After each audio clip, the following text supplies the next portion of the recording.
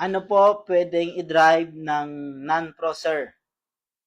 So, anong pwedeng i-drive ng non-pro na driver's license? Una po, alamin muna natin ang kahulugan ng driver's license na non-professional, no? Non-professional, an authority embodied in a form prescribed by the LTO to a person to drive o to operate a private motor vehicle. So, a private motor vehicle, yung ida-drive ng non-professional. This is for private use. So, ibig sabihin po, panggamit pang sarili, pang private motor vehicle. No? Para hindi po kayo malito, alamin naman natin yung professional. Ano ba ang kahulugan ng professional driving? Sabi naman dito sa professional, an authority embodied in a form prescribed by the LTO to a person to operate a private and public utility vehicle for a fee. So, kung private vehicle ang ida-drive natin for a fee, sa professional na po yun papatak. No? Shall mean, ibig sabihin, every and any driver hired or paid for driving or operate a motor vehicle, whether for private use or for hire to the public.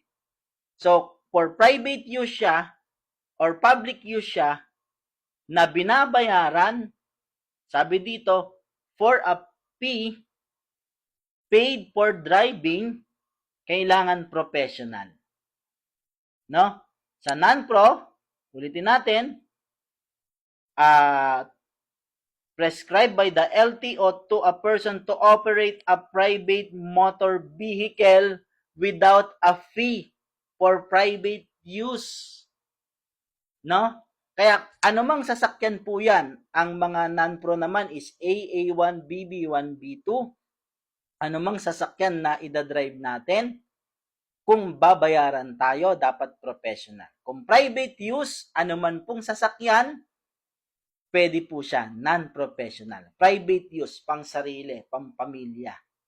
Doon po sa video na to na BB1, B2, nilabas ano ba ang namin, mga sasakyan na BB1, pwedeng B2. i-drive ng BB1, Kung B2? non-pro po kayo, kailangan private use yung gagamitin ninyo. Huwag kayong magdadrive po ng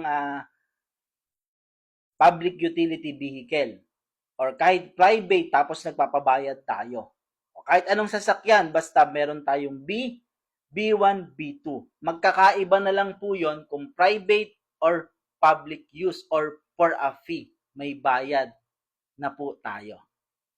Sana nasagot po natin yung tanong at sa gustong makapanood kung anong masasakyan ang pwedeng i-drive ng BB1, B2, ito po yung video natin. Hanapin nyo lang po sa mga log natin, sa mga vlog po natin dyan.